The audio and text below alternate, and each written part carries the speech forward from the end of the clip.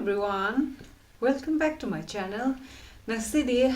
Naika gi sale ama hogadoba malaybane products sing se mayam koigi makeup ta beginner oiriba sigumba mayam sing sigi kitang shorted oina na ba haitare adugi makeup kit oina haitare hoziki mamangi makeup hobase primer dagi horagana mathang taira aga magi lipstick taiba swai bawase kaino tawrakani changadoriba products sing dugi amamam dang nataba khara option su piraga adumaina product khara se aina select tawrakanduda says da hapaga laireba ko adu sigi kaino si yamdabane product podi adugi option gumba adumaina khara laibagi aduga explain khara tawbagi kitangdi kuigadra aduna sigi product sing se hang kanduda kari yaurino aduga ahongba mamal haibase akoigi lupa chamnga gumba swagi touch tawbose product amani oini tawdaba yadaba haide sinadaba yadaba makeup ta adugumba product amani dangne adunatana atopa kaino sing city mamanse yamna hongba lupa 60-70 pibasu yaure hongba khaktangi nate potsu yamna phaba pot ngakta oibane aina loinamak sizinaraga city sizinaba yai haina khanba product sing dune bako aduna adudagi horakanda da anambana lupa chani ga swai mukta dum piba sing sini product akhanaba kharadani lupa chonga mu piba sumaina yaurese adanga sigi video se horase akoigi foundation taining daba leidana sigumba dadi akoigi kaino se BB cream gumba taining base sigi dermakogi sigi BB cream se yamna sinna manungai bani niacinamide su yaure hyaluronic acid su yaure aduga niacinamide yawbase akoigi mai gi kaino gumba akoigi acne gi dark gumba leiba kaido base clear to hongadoini yam phabane nungai bani aduga magi formula se akoigi yamna lightweight ti oirakandu da blend to bokhabadus nungai kanda coverage su khitanga dum pi bane bako aduga finish su dewy finish oibane aigi hoziki makeup sigi base se sigi se foundation taidi sigi BB creams na taigi bane bako aduga rest makeup toksanba khoigi strobing cream taining base sigi Maybelline gi master strobing cream se yamna phabane aigi yam sizinare swai khitang da ngai rabane sigi se 18 ml ne bako sigi sina aduga illuminating cream sina khoigi foundation ga mix tawraga use tawba yai aduga primer tawloigra matungda si hana tairaga khoigi foundation time matamda finish se dewy finish oina ba sumaina seasoner su yai bako adamagi color se ani thokpane shade se aigisna khatang gold color oibane aduga pink color amasu leibane pink color sidi yamna mai se yamna ka hena ngauba mi sing leidana ko adugumba khara skin tone se pink undertone oiba adugumba duna chana bane na tabada akoigi normally lairiba mayam se kitang gold color oibasna Indian skin tone sida sisna chana ba hen bane bako foundation sidi kitang phaba ama oina sizna haninge base sida akoigi mayam gi top torkadoriba cosmetic mayam se mana loina mapu gadoine adana base yamna phajahanba ama darkar oi long last tawhanba darkar oi aduna Maybelline fit me gi sigi foundation se si yamna seasonable nungai bane ai mi khudingi amamam di loi thambaningi foundation kaino se Maybelline gi se ada aigi shade na 128 warm nude ne sigi sina pump oiba packaging du ne skin type se normal to oily skin type ne aduna full coverage pamaga di amuk base tawbu dugi mathak da kitanga amuk pambam tawraga khoina darkar oiba duga kitanga amuk blend tawba adumaina seasonable yare aduga long last su yamna tawbani aduga hojik se di kalen oshilakadobani na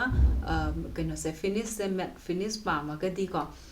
sigi Naika gi skin seal foundation se laire mamal sidi 799 pi bako adubu hojik se offer yamna tawbani Naika gi ma masagi brand gi su yamna hongdana phangbane bako aigi shachina 05 nude delight aduna sigi Swiss beauty gi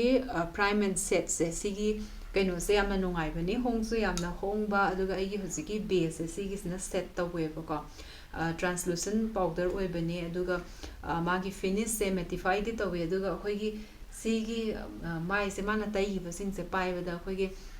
yamna satin finish aduga yamna velvety oiba yamna sri lawba ma leidane ko luster oiba ma adugi finish to oibani yamna nungai bane numit chupa ma adum mattify tawraga anduda smaina set tawraga laini khoi makeup se kem lengaroi ka aduna sigi Swiss beauty gi sima leire YB gi sigi kaino se brow gi pencil se sigi se yamna nungai bane mamansu 60 muk sumaina pirangani ko aina purple dagi laigi bani yamna sangam bani sise aina phanam seasonare bako dark brown la kainom oi bani sigise yamna natural way adubo ai hojik si na di tai di bako hojik sina tai gi business gi K beauty sina tai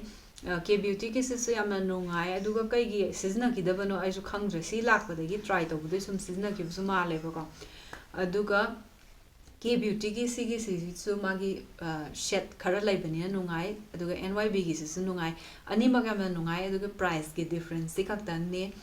sigi sina 60 70 mu pi gani aduga sigi sina 300 400 mu lakani ko adugi khenaba duni aduna mayam apamba se dum khanba yare seasonal badi loina nungai blush ki se amuk yeng se blush ki se di adum option se yamna lei ko aduga sigi sina Faces Canada gi ne sigi blush na Faces Canada gi glam on do sigi se 559 lei ko adu Faces Canada gi blush ne sigi phone gi kano sida di ko yang kana uba ngamde ba sigi blush ma leire finish se yamna phajabani mattify finish oibado dumai oibani do tai ba loi gra kan du dum glowy oina ubodo adu tawi duga se sugar gi pamaga di sigi sugar gi blush se sigi maina lakpane sigisna pink pinnacle oiba shade sing se di mana da bani ko ai gi sigisna khara light oibani sina dark oi ni khara pink se Swiss Beauty gi sigi blush se yamna nungai bani blush size makta loina pink color oibani ko ada koina khanba matam se skin tone se light oi khala i gai sigi color se light oibaduna phajar ka doini aduga deep oi rei gaina color se khara berry side adumaina lakpa khara deep pink ta ko adu gumbasina dark oiba skin tone ke adumaina khanga doba highlighter se ngasai gi sugar gi lairiba asisi dane sumaina highlighter se lai se gisna champagne champion haiba ko sigi shade se aduga sina Swiss Beauty gi ni ani se gold oiraga su sina kitang rose gold changba mu oi sigi sina champagne gi sumaina khara kaino oiba ko color sing se amta manada bane phajana pink oi bane sigi di sina Wet n Wild gi ni na Rimmel cosmetic color sing se amta manada bane highlighter gi highlighter chap mana boi ning bane ko ada Rimmel gi sine aina hojik tai ri sina hojik se eyeshadow gi se yenga se eyeshadow se mayamna ahongbada palette ta pamaga di sigi Naika gi Daydreaming eyeshadow se sigi se yai machu tara se yawgodoi ko ai gi sina pink oiba adugi shade ni loina mak taiba se nungai yamna pigmented oi yamna smooth oiba yam buttery oiba taiba da adumaina oiba ko aduga magi shimmer sing se su ai yam phajana use to wi yamna nungai application da color sing se sina ba loina yabani simadi nungai te habadu oi de ba ko aduga kitang adum matte finishing se di fallout khar loin tawbane sigi se su maman se piba se 599 lei ba ko adubu offer yamna tawba matam da 380 sai wa da lei gi bane ba ina aduga sumaina bite size se pamaga di sigi elf ki machu mari khaktang no oi ba sigi sima leire sigi sina cream and sugar sigi sina rose water pink color se aina hoji tairi se sigi color se aina hoji se apply tauri se na sigi maman se 399 pi ba always offer da dum phang bani buy one get one so to yaw bani ba da khoi gi beginner sing da sigi eyeshadow gi palette gi mayam yaur ga karam ba da gi season adoino kari apply to doino khang da ba ma lai bani ko ha ma matam da di color mayam do u ba se karam ba ha season ani se khang dam ne ba aduna sumai ne amna simple oi ba machu mari yaw se sigisna di amna shorted oi adubu look to yamna ka hena create to ya di haibagi da maktane color palette akhoi gi achaw ba adumaina thoi ba sing se eyeshadow gi anamana makeup artist sing na mayam yaw bo binary do adugi ngaktane ko adubu beginner sing gi adugi mathau ta da banina akhoi gi look ama ni create to ya ba do adu hana season ba yai si haira matung da atopa try to bu su yai tana ko aduna sigi se di amna shorted oi shimmery eyeshadow sing se akoina sumaina side da dark oiba season khara kan da sigi mayai da kitang akoi shimmery oiba sina pop tawna ba look ne adubu akoi gi Korean gi sumaina kitang sigumba gi trends gi matung ina di haitare sigi khara arang ba sing se akoi gi all over lip taira kan da yamna phajaba leidana ko mascara tawra kan da adumaina college chatpa kai do ba sigumba gi haibadi bibi masa inkhala ko me andi sugumaina ki ba khopa du yamna phajabani ꯑꯗꯣ ꯁꯤꯒꯤ ELF-ꯒꯤꯁꯦ ꯑꯗꯨꯃꯥꯏꯅ ꯑꯩꯒꯤꯗꯗꯤ ꯍꯣꯡꯅ ꯐꯪꯉꯤꯕꯅꯦ ꯑꯩꯈꯣꯏꯒꯤ ꯀꯥꯖꯜꯁꯤꯅ compulsory ꯑꯣꯏꯕ ꯑꯗꯨꯃꯥꯏꯅ ꯇꯩꯅꯤꯡꯕ ꯌꯥꯝꯅ ꯂꯩꯀꯣ ꯀꯦꯕꯗ ꯑꯗꯨꯒꯤ ꯁꯤꯡꯁꯦ ꯑꯩꯈꯣꯏꯒꯤ ꯀꯥꯖꯜꯁꯦ ꯌꯥꯝꯅ ꯍꯦꯟꯅ ꯇꯥꯡꯕ ꯅꯠꯇꯕꯗ ꯑꯩꯅ ꯃꯈꯜ ꯃꯈꯜ ꯌꯥꯝꯅ ꯇ꯭ꯔꯥꯏ ꯇꯧꯔꯝꯃꯦ ꯑꯩꯉꯣꯟꯗ ꯌꯥꯝꯅ ꯅꯨꯡꯉꯥꯏꯔꯤꯕ ꯀꯥꯖꯜꯁꯦ ꯁꯤꯒꯤ NYBꯒꯤ ꯁꯤꯒꯤ ꯀꯥꯖꯜꯁꯤꯅꯦꯕꯀꯣ ꯁꯤꯒꯤ ꯀꯥꯖꯜꯁꯦ The Big Apple of My Eye ꯍꯥꯏꯅ ꯍꯥꯏ ꯌꯥꯝꯅ ꯐꯖꯅ ꯕ꯭ꯂꯦꯛ ꯑꯣꯏꯕꯅꯦꯕ ꯁꯤꯒꯤꯁꯦ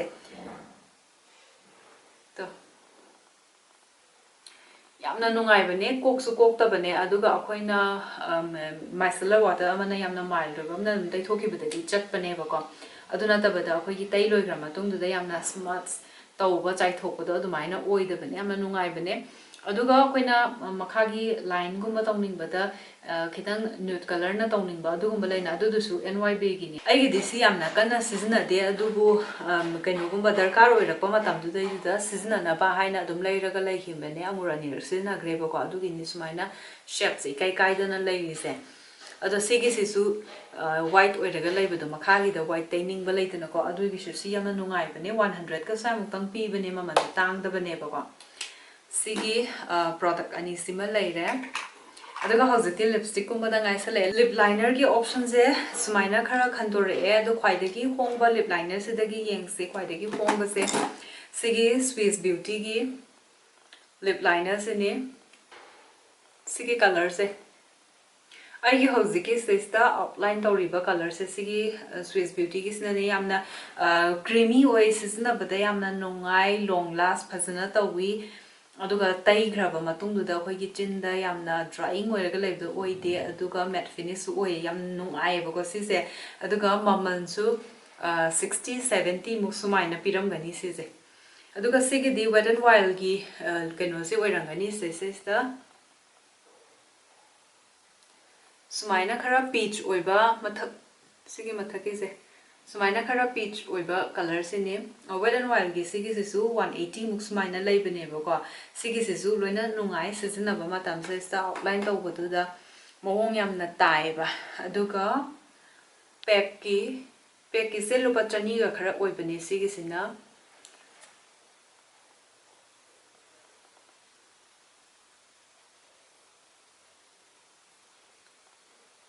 ꯁꯨꯃꯥꯏꯅ ꯄꯤꯆ ꯑꯣꯏꯔꯀꯥꯟꯗꯨꯗ ꯄꯤꯡꯀꯨꯝꯕ ꯑꯃ ꯌꯥꯎꯕ ꯍꯦꯟꯁꯦ ꯁꯤꯒꯤꯁꯤꯅ ꯄꯦꯛꯀꯤꯁꯤꯅꯤ ꯁꯤꯒꯤꯁꯤꯁꯨ ꯅꯨꯡꯉꯥꯏ ꯄꯦꯛꯀꯤ ꯄ꯭ꯔꯣꯗꯛꯁꯤꯡꯁꯤꯁꯦ ꯂꯣꯏꯅ ꯅꯨꯡꯉꯥꯏꯗꯅꯀꯣ ꯑꯗꯨꯒ ꯂꯤꯞꯁꯇꯤꯛꯁꯦ ꯂꯤꯀ꯭ꯋꯤड ꯐꯣꯝꯒꯤꯗ ꯁꯤꯒꯤ ꯃꯦꯕꯂꯤꯟꯒꯤ ꯀꯩꯅꯣꯁꯦ ꯀꯂꯔ ꯁꯦꯟꯁꯦꯁꯅꯦꯜ ꯁꯨꯃꯥꯏꯅ ꯂꯥꯛꯄ ꯂꯤꯀ꯭ꯋꯤड ꯂꯤꯞꯁꯇꯤꯛꯁꯤꯡꯁꯦ ꯃꯃꯜꯁꯦ ꯇꯥꯡꯗꯕꯅꯦ ꯌꯥꯝꯅ ꯅꯨꯡꯉꯥꯏꯕꯅꯦ 300ꯒ ꯁ꯭ꯋꯥꯏꯃꯨꯛꯇ ꯄꯤꯔꯝꯒꯅꯦꯕꯀꯣ ꯑꯗꯨꯒ ꯁꯤꯒꯤꯁꯤꯗꯤ ꯑꯩ ꯌꯥꯝꯅ ꯇꯣꯏꯅ ꯇꯩꯔꯕ ꯑꯗꯨꯒꯨꯝꯕ ꯀꯂꯔꯅꯦ ꯁꯤꯒꯤ ꯈꯤꯇꯪ ꯇꯦꯔꯥꯀꯣꯇꯥ ꯍꯥꯏꯐꯦꯠ ꯆꯪꯕꯁꯦꯀꯣ ꯐꯖꯩ ꯁꯤ ꯌꯥꯝꯅ ꯁ꯭ꯀꯤꯟ ꯇꯣꯟꯁꯤꯡꯁꯦ ꯂꯣꯏꯅꯃꯛꯇ ꯆꯥꯟꯅꯕ ꯀꯩꯗꯧꯕ ꯑꯣꯏꯌꯦꯕꯀꯣ ꯁꯤ ꯁꯨꯃꯥꯏꯅ ꯂꯩꯔꯦ ꯑꯗꯨꯒ ꯃꯦꯇꯤꯐꯥꯏ ꯑꯗꯨꯝ ꯌꯥꯝꯅ ꯑꯣꯜ ꯗꯦ ꯂꯣꯡ ꯇꯧꯔꯒ ꯂꯩꯕꯅꯦ ꯑꯗꯨꯒ ꯀꯩꯅꯣꯝꯃ ꯑꯩꯈꯣꯏꯅ ꯆꯥꯈ꯭ꯔꯕ ꯃꯇꯨꯡꯗꯗꯤ ꯁ꯭ꯋꯥꯏꯋꯥꯏꯗꯒꯤ ꯈꯤꯇꯪ ꯐꯦꯠ ꯑꯣꯏꯔꯛꯄꯗꯣ ꯑꯗꯨꯃꯥꯏꯅ ꯑꯣꯏꯕꯅꯦ ꯑꯃꯨꯛ ꯔꯤꯑꯦꯄ꯭ꯂꯥꯏ ꯇꯧꯗ꯭ꯔꯗꯤ ꯌꯥꯗꯦꯕꯀꯣ ꯁ꯭ꯋꯥꯏꯋꯥꯏꯗꯣ ꯈꯤꯇꯪꯈꯛ ꯌꯥꯝ ꯄꯥꯅ ꯑꯗꯨꯒ ꯁꯤꯒꯤ LA ꯀꯂꯔꯒꯤ ꯃꯦꯠ ꯂꯤꯀ꯭ꯋꯤड ꯂꯤꯞꯁꯇꯤꯛꯁꯦ ꯁꯤꯒꯤꯁꯤꯁꯨ ꯌꯥꯝꯅ ꯐꯖꯩ ꯁꯤꯒꯤꯁꯤꯅ ꯑꯩꯈꯣꯏꯒꯤ ꯅ꯭ꯌꯨꯠ ꯑꯣꯏꯇꯥꯔꯁꯨ ꯈꯔ ꯀꯨꯜ ꯇꯣꯟ ꯑꯣꯏꯔꯒꯅꯦ ꯌꯥꯝꯅ ꯀꯦꯕ ꯑꯃ ꯑꯣꯏꯕꯅꯦ ꯑꯗꯣ ꯀꯂꯔꯁꯦ ꯈꯤꯇꯪ ꯗꯤꯐ꯭ꯔꯦꯟꯠ ꯑꯣꯏꯕꯗꯣ ꯑꯗꯨꯃꯥꯏꯅ ꯑꯣꯏꯕꯅꯦ ꯑꯩꯒꯤ ꯀꯦꯃꯦꯔꯥꯁꯦ ꯐꯣꯀꯁ ꯇꯧꯔꯤꯕ꯭ꯔꯥ ꯈꯪꯗꯦ ꯀꯦꯃꯦꯔꯥꯁꯦ ꯀꯨꯏꯔꯦ ꯅꯝꯗꯕ ꯑꯃꯨꯛ ꯑꯩꯅ ꯅꯝꯕ ꯉꯁꯤꯗꯤ ꯅꯝꯕꯅꯦꯕ ꯁꯤꯒꯤ ꯀꯂꯔꯁꯦ ꯁꯤꯒꯤꯁꯤꯁꯨ 300 ꯐꯥꯎꯕꯒꯤ ꯁ꯭ꯋꯥꯏꯋꯥꯏꯗ ꯂꯩꯔꯝꯒꯅꯤ 395ꯅꯦꯕꯀꯣ ꯄꯤꯔꯤꯁꯦ ꯑꯗꯨꯒ ꯑꯣꯐꯔꯗꯗꯤ ꯑꯗꯨꯋꯥꯏꯃꯛꯇ ꯑꯗꯨꯝ ꯐꯪꯕꯅꯦ ꯃꯦꯕꯂꯤꯟꯒꯤ ꯁꯦꯟꯁꯦꯁꯅꯦꯜ ꯂꯤꯀ꯭ꯋꯤड ꯂꯤꯞꯁꯇꯤꯛ ꯃꯦꯕꯂꯤꯟꯒꯤ ꯂꯤꯞꯁꯇꯤꯛꯁꯦ ꯃꯈꯜꯁꯨ ꯌꯥꯝꯅꯁꯨ ꯊꯣꯛꯄꯅꯦ ꯑꯗꯨꯒ ꯃꯈꯜꯁꯤꯡꯁꯦ ꯂꯣꯏꯅꯃꯛ ꯅꯨꯡꯉꯥꯏ ꯑꯗꯨꯒ ꯑꯩꯒꯤꯁꯤꯒꯤ ꯁꯦꯠꯁꯦ ꯅ꯭ꯌꯨꯠ ꯅꯨꯋꯥꯟꯁꯅꯦ ꯅ꯭ꯌꯨꯠ ꯅꯨꯋꯥꯟꯁꯦ ꯌꯥꯝꯅ ꯐꯖꯕ ꯀꯂꯔꯅꯦ ꯅ꯭ꯌꯨꯠ ꯅꯨꯋꯥꯟꯁꯦ ꯎꯕ꯭ꯔꯥ ꯍꯧꯖꯤꯛꯀꯤꯗꯣ ꯑꯩꯗꯤ ꯀꯂꯔ ꯃꯌꯥꯝꯁꯦ ꯑꯝꯇ ꯎꯁꯜꯂꯛꯇ꯭ꯔꯦ ꯁꯤꯗ ꯂꯩꯔꯤꯁꯦ ꯅ꯭ꯌꯨꯠ ꯅꯨꯋꯥꯟꯁꯦ ꯑꯩꯒꯤꯅ ꯕꯨꯂꯦꯠꯀꯤ ꯁꯤꯗ ꯂꯥꯛꯄꯗꯣ ꯁꯤꯗ ꯀꯂꯔꯁꯦ ꯈꯤꯇꯪꯗꯤ ꯈꯦꯠꯅꯕꯅꯦ ꯁꯤꯒꯤꯁꯤꯅ ꯅ꯭ꯌꯨꯠ ꯅꯨꯋꯥꯟꯁꯅꯦ ꯑꯩ ꯃꯌꯥꯝꯅ ꯄꯥꯝꯗꯥꯗꯤ ꯂꯤꯞꯁꯇꯤꯛꯁꯦ ꯈꯤꯇꯪ ꯅ꯭ꯌꯨꯠ ꯑꯣꯏꯕꯒꯤ ꯁꯤꯒꯤ ꯀꯂꯦꯛꯁꯟꯗꯒꯤ ꯃꯌꯥꯝ ꯌꯦꯡꯅꯤꯡꯉꯦ ꯔꯤꯀꯃꯦꯟ ꯇꯧꯕꯤꯔꯛꯑꯣ ꯍꯥꯏꯔꯒꯗꯤ ꯑꯩ ꯑꯗꯨꯒꯤ ꯚꯤꯗꯤꯑꯣꯁꯨ ꯁꯦꯝꯃꯛꯀꯦ ꯑꯩꯅ ꯄꯥꯝꯕꯁꯤꯡꯗꯣ ꯍꯥꯏꯇꯥꯔꯦ ꯑꯗꯨꯃꯥꯏꯅ ꯇꯧꯗꯅ ꯁꯤꯒꯤ ꯅꯥꯏꯀꯥꯒꯤ ꯀꯩꯅꯣꯁꯤꯁꯨ wake up makeup ꯐꯖꯕꯅꯤ ꯁꯤꯒꯤꯁꯨ ꯇꯩꯕ ꯑꯩꯈꯣꯏꯒꯤ skin tone ꯂꯩꯔꯤꯕ ꯑꯗꯨꯒ ꯁꯤꯒꯨꯝꯕ ꯃꯌꯥꯝꯁꯤꯁꯨ ꯂꯣꯏꯅꯃꯛꯇ ꯆꯥꯟꯅꯕ ꯀꯂꯔ ꯑꯣꯏꯒꯅꯤꯕꯀꯣ wake up makeup ꯍꯥꯏꯕ soft matte lip cream ꯅꯤ ꯑꯗꯨꯒ ꯃꯥꯒꯤ shade ꯁꯤꯅ 04 ꯅꯦꯕꯀꯣ ꯁꯤꯒꯤꯁꯤꯁꯨ ꯀꯨꯏꯗ꯭ꯔꯤ ꯁꯤꯗꯤ ꯑꯩꯅ ꯂꯩꯕ ꯑꯩꯅ ꯍꯥꯏꯐꯦꯠꯇꯪ ꯇ꯭ꯔꯥꯏ ꯇꯧꯒꯦ ꯃꯤꯁ ꯀ꯭ꯂꯦꯌꯔꯒꯤ ꯂꯤꯞꯁꯇꯤꯛꯁꯦ ꯑꯝꯇ ꯇ꯭ꯔꯥꯏ ꯇꯧꯗ꯭ꯔꯤꯅ NYXꯀꯤ soft matte ꯀ ꯌꯥꯝꯅ compare ꯇꯧꯋꯦꯕꯀꯣ soft matte ꯇꯨꯗꯤ ꯍꯧꯖꯤꯛꯇꯤ ꯃꯃꯜ ꯌꯥꯝ ꯇꯥꯡꯈ꯭ꯔꯦꯕ ꯑꯗꯨꯅ ꯑꯩꯅ ꯁꯤꯗꯒꯤ ꯑꯃꯨꯛ ꯌꯦꯡꯕꯅꯦ ꯀꯂꯔꯁꯦ ꯁꯤꯅꯦ peach ꯀꯨꯝꯕ ꯑꯃ ꯈꯔ ꯆꯪꯉꯦ ꯑꯗꯨꯒ cool tone ꯑꯣꯏꯌꯦꯕꯀꯣ ꯉꯁꯤꯒꯤ ꯑꯣꯏꯅꯗꯤ ꯁꯤꯒꯤ ꯚꯤꯗꯤꯑꯣꯁꯦ ꯁꯤꯗ ꯂꯣꯏꯁꯤꯜꯂꯒꯦ ꯅꯦꯛꯁ ꯚꯤꯗꯤꯑꯣꯁꯤꯡꯁꯤꯗ ꯑꯃꯨꯛ ꯊꯦꯡꯅꯔꯁꯤꯀꯣ ꯕꯥꯏ ꯕꯥꯏ